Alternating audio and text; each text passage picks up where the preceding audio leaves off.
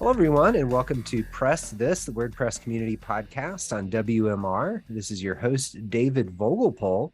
I support the WordPress community through my role at WP Engine, and I love to bring the best of the community to you here every week on PressThis.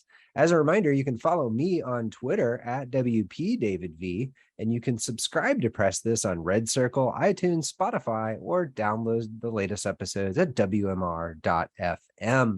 In this episode, and this is a very special episode, this is the 250th episode that I've recorded or participated in since taking the show over however many years ago that is.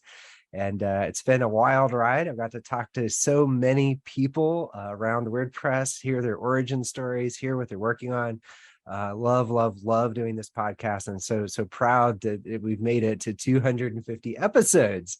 And joining us for our 250th episode, we're going to be talking about how Headless WordPress is accelerating in enterprise WordPress adoption. And joining us for that conversation, very special for our 250th episode, I'd like to welcome Adam Davey of CandySpace. Adam, welcome to the show. Thanks, David. Hey, I'm super flattered to be asked to do the 250th episode. So thank you very much for having us on. Yes, of course. And, it's really great to see that coming up. I think, 250 is a great milestone. And I think, Headless is an interesting milestone in WordPress. But really what Adam's going to talk to us about today is his thoughts on why WordPress has such a prominent role with enterprise orgs these days. Like, why is it there to begin with? Why Headless WordPress in particular is accelerating this adoption, and then how enterprise orgs can think of WordPress versus other headless CMS. And then, of course, finally, how WordPress developers and agencies can take advantage of this trend. And I think these are meaty topics for 26 minutes. We'll jump right in. Adam, could you briefly tell me your WordPress origin story? When was the first time you used WordPress? Crikey, I mean, we've been using WordPress for over, Christ, it must be 15 or so years now. We are WordPress enthusiasts, lovers. We've been designing and building and optimizing WordPress sites for, like I say, in the region of 15 years. So we've seen it grow, we've seen it change, but it's always been a key part of our offering. Like we're really big fans of offering like highly customized, rich interfaces, and getting products to market quickly with a nice interface. So WordPress fits that really, really well. When you say we, you mean CandySpace, right? And so indeed, in CandySpace, CandySpace is an agency, right? And did you, as a company, did you do WordPress before, or just something other than WordPress 15 years ago, or was it kind of founded with WordPress being the primary CMS, or how did that? Do you know? I don't know if you're around back then with CandySpace, how that evolved. Yeah, I mean, I've personally been. I've been there 9 years, which is a hell of a long time to be anywhere these days. But CandySpace we've been developing WordPress sites for, like I say, 10, 12 years, if not longer, before my time, that's for sure. But we've got a whole heap of different technologies that we leverage. That can be Angular sites, React sites. React hasn't been around that long, but custom, bespoke, HTML, CSS, JavaScript sites, or you've got your WordPress, which gives you all that really nice, that rich interface to allow you to edit content. So it really does depend on the app, on what it is we're building for. But part of our tool for the job, it sounds like. Okay, I like it. And yes. I think you're kind of touching a little bit on like you're kind of getting close to telling us what your role there is, but could you tell us just from the high level what CandySpace does and what your role is there? Yeah, sure.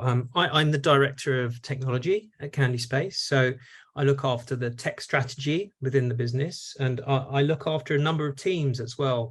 QA, front end team, native team. We do a lot of iOS and Android work. We've got a really diverse range of clients. I would say we've got a really strong set of logos that we work with. ITV being a gigantic one for us, really, really big name in the terms of like the VOD space. That's the UK's #1 independent broadcaster.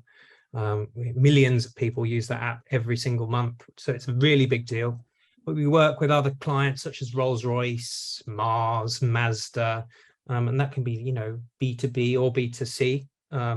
It depends, but our mantra and our you know, our ethos and our within our DNA really is to build digital products that are loved by everybody. You know, that love, it might sound a bit kind of gushy, but we believe it, with every cell of our bodies, you know, building great product, not just for our clients, but for the people that use those products. And that love is poured into by us. So making products that people want to use, right? We believe in the creative power of technology to transform people's lives. Yeah. And we work within what we call the sweet spot, So it which sounds is like, working.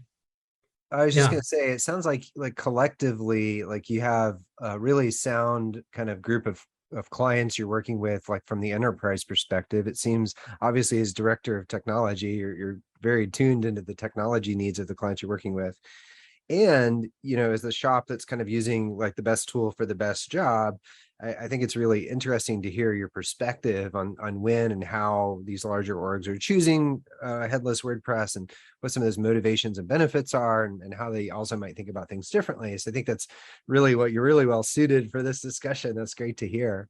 Yeah, Real absolutely. quick, from like the super high level, for those unfamiliar, can you explain what headless WordPress is?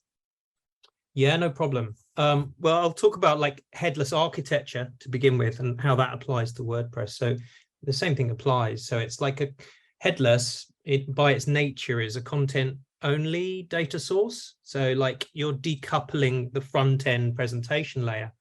So that allows you to do all kinds of great stuff, like deliver fast multi-channel content via APIs. So, you know, having that data store and that content delivery engine decoupled allows the front end to determine that what it looks like independently of the back end. So having the freedom to select whatever framework you want on the front end. So there are many advantages for that. So, you know, it's funny. I think you're the first person that's ever not said like decoupled JavaScript when they describe it, and I think about it in a very open way as well, if that's what you're getting at.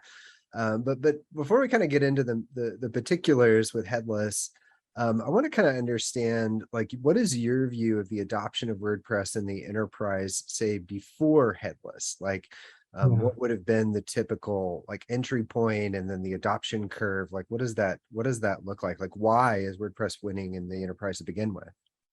Yeah, I mean, I think it is winning in the enterprise. That's borne out by the types of clients and the types of businesses that are using it, right? You know, you need to just look at the White House site or the Sony site or the New York Times site or the Disney site, right? Those businesses and those companies and those organizations are drawn to the ease of use and the flexibility and, you know, the great ecosystem that WordPress has, the brilliant community, how extensible it is, right? The plugin ecosystem is incredible, and allows you to get products to market rapidly.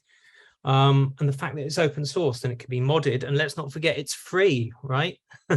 So all of those things are really, really important. You know, it powers, I can't remember, it's somewhere in the region of 40 odd, 44, 43. 43. There you Yeah. go. You got the stat, 43%. David. Yeah. There you go. And that there's like over 20 odd million sites using it. I think it powers over 36% of the top 10K sites in the world, right? That's, you can't ignore those stats. And it is winning in the enterprise, but I think it wins in the enterprise when it's coupled with a great platform such as WP Engine to take care of those things like scalability. Let's be honest, security is a really important one here, isn't it? So yeah, just installing WordPress onto a server in AWS, that's one way of going about it. But our way, the Candy Space way, and the way many others are choosing, is to use a platform that's dedicated to secure and scalable WordPress hosting. Yeah, and I really appreciate the WP Engine call out working at WP Engine. And I think like it's a good point to think about, because yeah, self-managing and scaling and things like that can be a challenge if you're unfamiliar with it. And as I think about like the why behind, you know, the like, you know, that kind of notion of like ask why 5 times is like, why are enterprises using WordPress? You know, you mentioned things like free, you mentioned things like the ability to modify it. I mean, like there's other tools in their toolkit they could be using. And I'm just curious, maybe if we could do one more click down, but we're going to take our first break and we'll be right back. Time to plug into a commercial break. Stay tuned for more Press This in just a moment. For maximum customer engagement and retention, choose CleverTap. CleverTap is a leading customer engagement and retention platform that helps digital brands maximize lifetime value. Over 8,000 apps around the world, including Vodafone, Star, and Sony, trust CleverTap to improve user engagement, boost retention, and fuel long-term revenue growth. Learn more at clevertap.com. That's clevertap.com.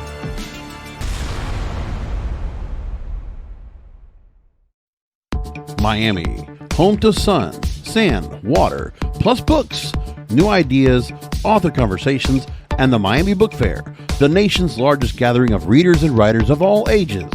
Mark your calendar for the 38th edition of the Miami Book Fair, Sunday to Sunday, November 14th to the 21st, bringing together the greatest thinkers of our time, in person and virtually, talking about the issues of the day with audiences of all ages. Join the conversations about sci-fi, the environment, American politics, and world history. Participating will be authors with new fiction, nonfiction, memoir, and essays.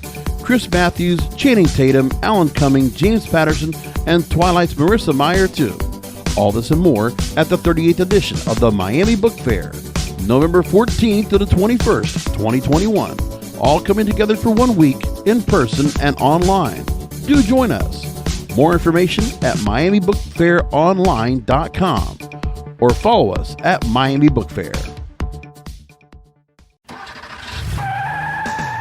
Are you looking for the best in WordPress speed, security, and scalability? WP Engine is a digital experience platform for WordPress, powering digital experiences for large brands around the world. With easy-to-use site management tools and powerful do-it-your-way development features, WP Engine gives you the flexibility to build it your way. Improve your SEO and conversion rates with a faster site on WP Engine. Learn more on WPEngine.com. Hello, everyone. Welcome back to Press This, the WordPress community podcast on WMR. We're talking to Adam Davey about how Headless WordPress is accelerating in Enterprise WordPress adoption. Adam, right before the break, you told us a little bit about kind of before Headless, why was the adoption there? You talked about it being free, being customizable, the fact that lots of websites use it. And I kind of brought up the point, like there's other things they could potentially pick. Is it like I've heard people talk about it's easier to hire with WordPress. Their people know it more into, they've used it before and can use it for content editing. Like I feel like the why they actually use it is more like speed versus say just the software itself is free. But I don't know, like, what do you think that existential why is for why WordPress has been winning in the enterprise? I mean, you know, again, hiring is important, as you say. I think bringing products to market rapidly is important. Being able to have kind of freedom on the front end is important. Like when you see the rise of editors like Gutenberg, so you know you're aiming at the kind of average Joe, if you like, being able to drag and drop. I mean, that's why it's winning. Yeah, I mean, I think so that speed, and with that speed, they're trying to achieve business objectives a lot of the time to grow revenue. And so I don't know, like to me, it feels like what they're really addicted to is revenue, not the tech, and the tech's just the enabler. But I don't know if you see it differently with the customers you work with. Well, I would say, yeah, for sure. I mean, the customers we work with, I think, are becoming, particularly the tech companies, increasingly tech savvy, particularly the digital natives. So, you know, with a lot of these headless systems, you want your teams to be focusing on writing great code, and your content teams to be working on doing great content, not maintaining databases, right? Teams want to use their favorite stacks, you know, and in terms of, you know, compliance and security, right? They just want all of those things taken care of for automatically. They don't want to have to think about how do I provision instances to scale. They want the platform to deal with all of that. So I think there has been a mind shift. I think what we're seeing is increasing sophistication, and I guess it's not only catering for the user, which is super important. content editor, but the developer as well, right? So a developer-focused platform that provides really nice ease of use around things like deployment and install and upgrades and patching and all of those great things that we just take for granted, let's be honest. Yeah, it's a really good point. I feel like WordPress's main draw is in its duality, right? As a novice user, you can create a good looking functional web page, but then as a developer, you can customize it to the nth end and make that surface in a way that a non-technical end user could use that thing later if that was what you were creating. In other words, a custom CMS in a way. Yes. And it's that dual nature, which I think introduces a lot of tension in WordPress and how it thinks about itself and expresses itself, but is really ultimately its fundamental strength that led to 43% of the internet. But then you touched on the fact that enterprise orgs have, especially larger orgs, have different concerns, and they need to compartmentalize concerns with developers and compliance and content creators. And I'm guessing that Headless and the decoupled nature of it probably helps with that. But I'm just curious, like, how do you think Headless is changing WordPress's adoption in the enterprise? Is it just because all the kids coming out of school know JavaScript and this helps with that, or is there something deeper there? Yeah, I mean, I think the pandemic has definitely like fueled this sort of rush. And I think there is much more of a focus now around people's digital investments being a kind of tool for business growth, right? So there's a mindset change coming from businesses. And that, that kind of massive push also extends into like how the business can update, maintain, and really have a presence on these kind of digital platforms. The whole mindset is changing, if you like. So, like I say, it's super important for us to use a platform that allows us to do all of those things that are just taken for granted. And let's not forget, like, we're not just talking about desktop, right? We're talking about mobile, we're talking about out of home, we're talking about tablets, game consoles, that our content management platforms, whatever they might be, need to cater for all of those channels. And lots of companies now are thinking about composable, right? So, Atlas can fit into a composable approach to producing a solution, whatever that might be. So I think there is increasing sophistication. I think people are really, budgets are tighter, as you know, and people really need to see the business value being shown very early, all the way through that kind of software development life cycle, if you like. That's really, really important that investors can see, stakeholders can see where their investments are. So if I was to summarize that, it sounds like kind of in the omni-channel world in particular, enterprise orgs often find themselves in that a headless architecture has a lot of kind of inherent benefits. But I guess I'm putting some words in your mouth. If we connect this story back to why WordPress gained adoption anyways, because of its speed, its low cost of ownership, the basically infinite number of integrations available for it, and so on and so forth. Are you thinking that basically those strengths are like coming along for the ride with the decoupled kind of revolution, or do you think WordPress provides like a unique answer for headless? I think, frankly, I think it really depends on the business, right? We often get clients come to us saying, I'd like a headless website. We often, our response to that is why. There often can be like a lot of benefits for going headless, but yeah, I think kind of drilling into the why is really, really important. Like I say, like lots of companies are increasingly sophisticated in this area, and are really, thinking very hard about all of the components of their tech stack. And I think it's becoming much, much easier, particularly in this enterprise space, where WordPress is making really good inroads. And it's really great to see products like Atlas coming on board, which, bringing the benefits of all the lovely editing and all of that kind of previewing and all of those things that we just take for granted with WordPress. But, giving you things like the ability to serve content at the edge really quickly, and doing content modeling and all of those things that omni-channel piece, having kind of moving away from like this monolithic architecture. I don't always like that word, but into a more of a microservices driven one where you've got kind of scalability at the heart of what you're doing. So I would say this evolution is just going to continue, right? It sounds like it's a bit of a have your cake and eat it too scenario, right? You know who I've never heard get excited about decoupled architecture? Content creators. Like, thank goodness I have a headless site. And I think, like, for me, when I think of WordPress and headless, and then I think of the other offerings out there, that are much more kind of field oriented, bring in your own backend interface type platforms.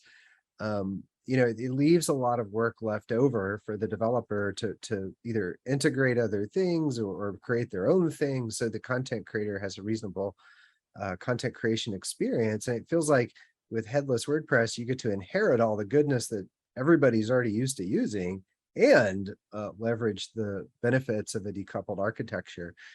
To me, that's like the secret sauce of it, but I don't know if you agree.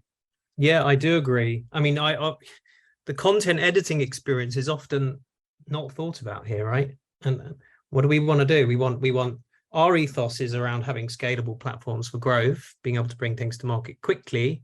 Not only that, having a great customer experience, but having a great content editing experience. And I'm always kind of amazed that gets batted down the road and not thought about. If your marketing team aren't happy with how their CMS works, none of us are going to be happy, right? We all need to be happy with the solution. And that solution needs to grow and scale with your business. So we can't forget, you have to consider all of this stuff at once. It's very important. Yeah, it's funny. The way I like to frame it for folks is, I was like, if you don't pay attention on the content creator side, then every major content change is going to be a dev ticket for your team. So, a little work now, or choosing the right kind of framework or stack can help eliminate a lot of problems for you later down the line. Is that roughly how you think about the role of a CMS and software build? Yeah, absolutely. I mean, there's the big debate around stacks versus suites, right? You've got your all-in-one stacks, which provide a really good solution in many cases. Your Optimizely and your site cores that are like all-in-one, really gigantic. Some call monolithic. I'm not a big fan of that word, but provide a real comprehensive suite of capabilities.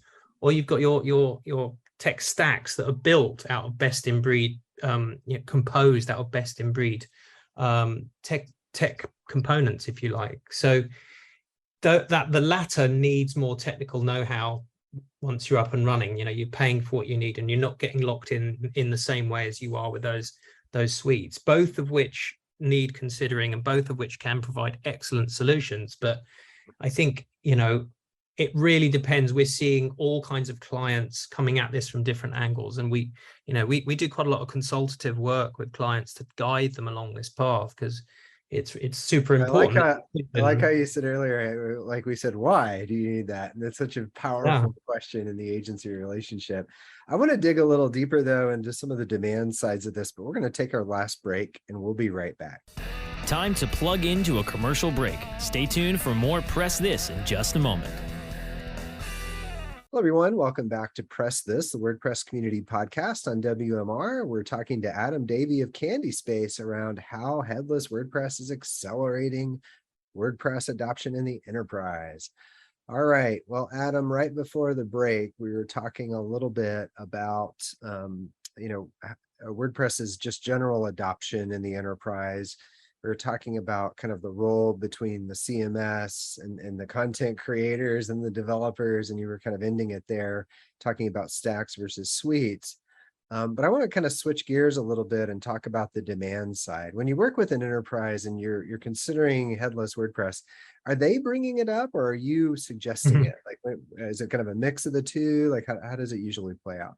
Yeah, that's a really pertinent question. And I would say in the last year, we are getting more and more businesses saying, I'd like headless, and having reasons for liking headless and wanting headless, all of those good things: security, scalability, ability to choose the front end frameworks, whatever they might be, that fit in with your dev team.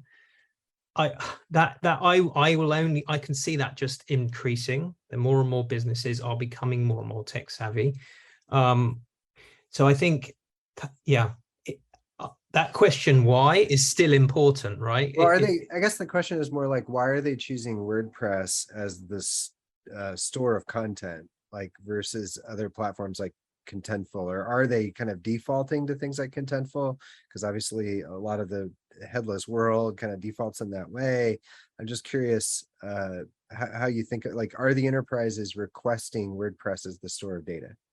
From that perspective, probably not. The WordPress, the need for WordPress comes from the editor experience, if you like, and the ability for us to be able to provide that kind of that environment that can be extended easily.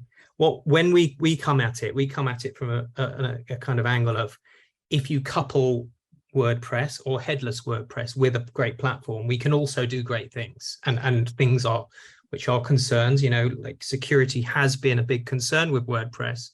And in all the decade that I've been working with WordPress, if you look after your WordPress instance and you patch it and you maintain it and you use the right plugins, we have never had a problem. But that image seems to follow WordPress around for wrongly, frankly.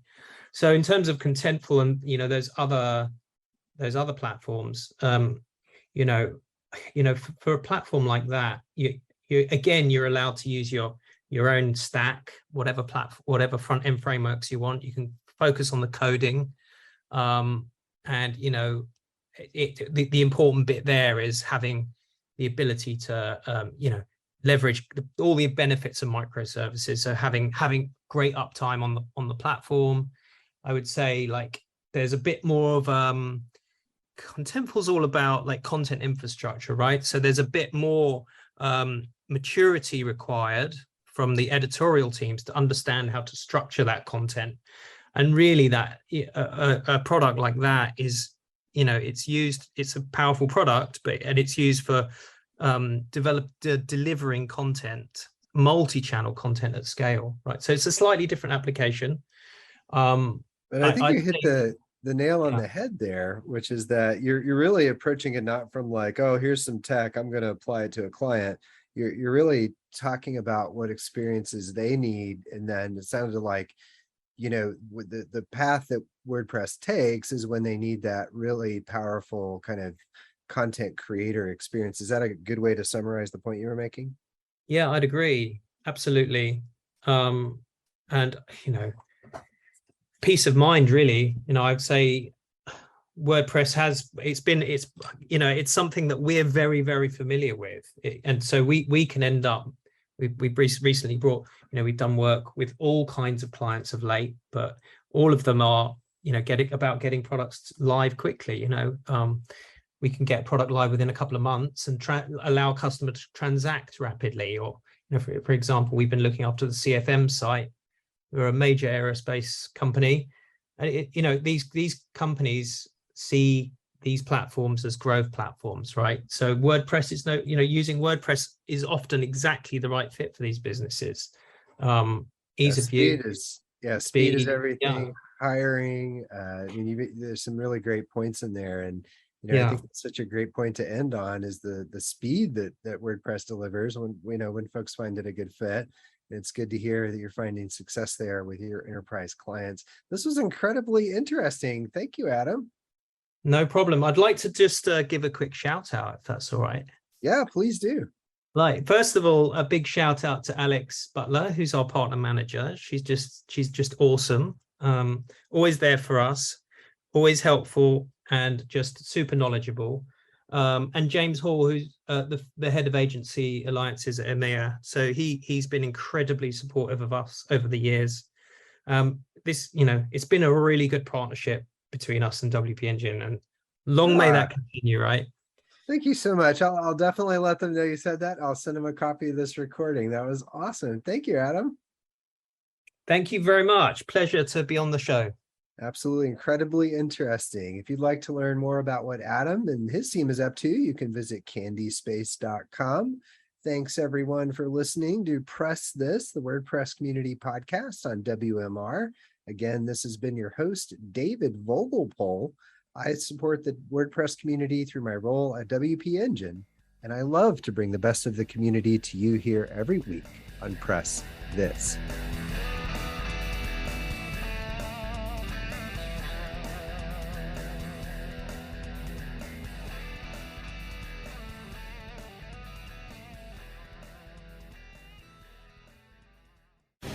The opinions expressed on this program are those of the guests and hosts and do not necessarily reflect those of webmasterradio.fm's management or sponsors. Any rebroadcast or redistribution without authorized consent of webmasterradio.fm is prohibited.